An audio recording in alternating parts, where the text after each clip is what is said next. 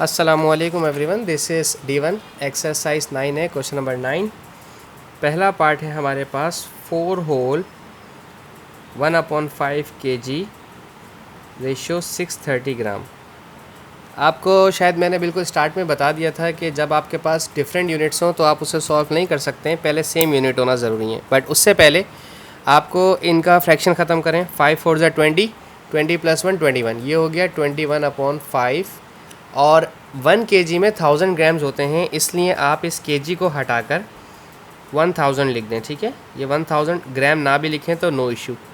अब 630, ठीक है। अच्छा, अब ये वाला ज़ीरो तो इस ज़ीरो से कैंसिल हो जाएगा। ठीक है, सिंपल। और 5 1 ज़ा 5, 5 2 ज़ा 10 एंड 0। ठीक है, यहाँ पर बचा है 21 मल्टीप्लाई बाय 20 और यहाँ बचा है 63। अच्छा, अगर मैं देखूं तो 21 और 20 को पहले मल्टीप्लाई करवा दूं, बट ज़रूरी नहीं है, कोई ज़रूरी नहीं कि आप इनको मल्टीप्लाई करवा कर ही सॉल्व करें। एक ही बात है, बाद में रिड्यूस ही होगा। अगर देखें 7 के टेबल में आता है 7 9 ज़ा 63, इसको छोड़ दें, और 7 3 ज़ा 21। ठीक है, और भी बड़ा नंबर लिया जा सकता है इसका मतलब। और 3 1 ज़ा 3 और 3 3 ज़ा 9, तो 20 एज इट इज़ रहा, रेशियो 3। अब अगर मैं इसको मल्टीप्लाई करवाता, समझा देता हूँ आपको। 21 को 2 से मल्टीप्लाई करवाता तो 2 1 ज़ा 2, 2 2 ज़ा 4, 420, और फिर 63 आता। फिर 7 6 ज़ा 42, फिर 7 9 ज़ा 63 करता, फिर 3 2 ज़ा 6, 0 का 0, 3 3 ज़ा 9 करता। ऐसे करता तो बात एक ही थी।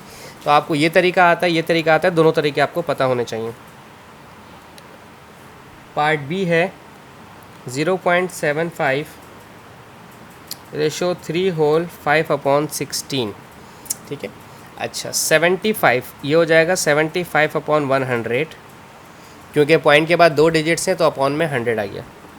16 3 को मल्टीप्लाई किया तो हो जाएगा 48, और 48 और 5 हो जाएगा 53, 53/16। अच्छा जी, अब जहाँ तक मेरा ख्याल है, और वो ये है कि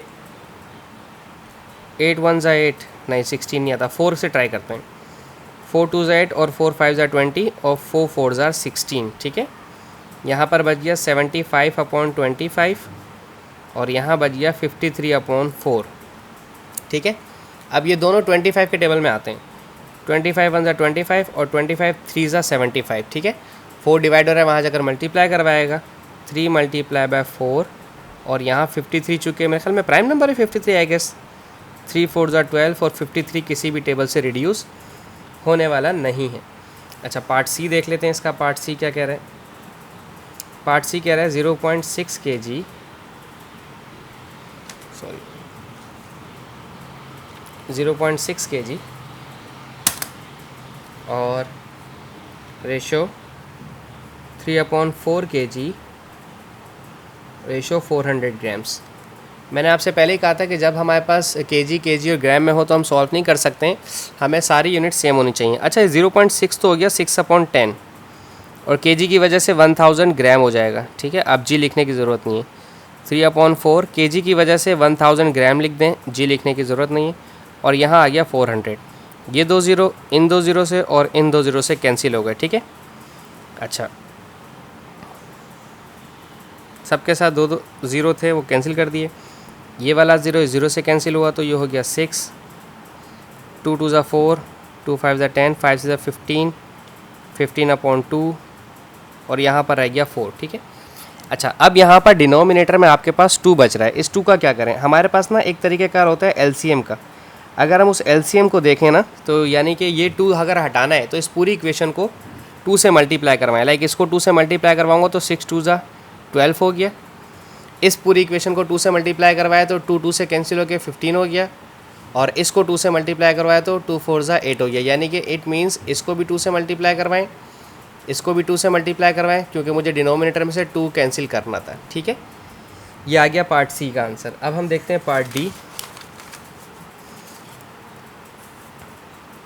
पार्ट डी के अंदर कह रहे हैं 1/3 रेशियो 2/5। वो जो भी मैंने पार्ट सी करवाया ना, वो भी आपको समझ आ जाएगा इसको समझाने के बाद। सॉरी, 1/3 को ऐसे लिखते हैं, रेशियो 2.5 का मतलब 25/10, और 4 3 ज़ा 12, और 12 + 3 13 14 15 15 अपॉन 4। अगर मैं इसको देखूँ तो 5 5 ज़ा 25 5 2 ज़ा 10, ये कट के रिड्यूस हो गया।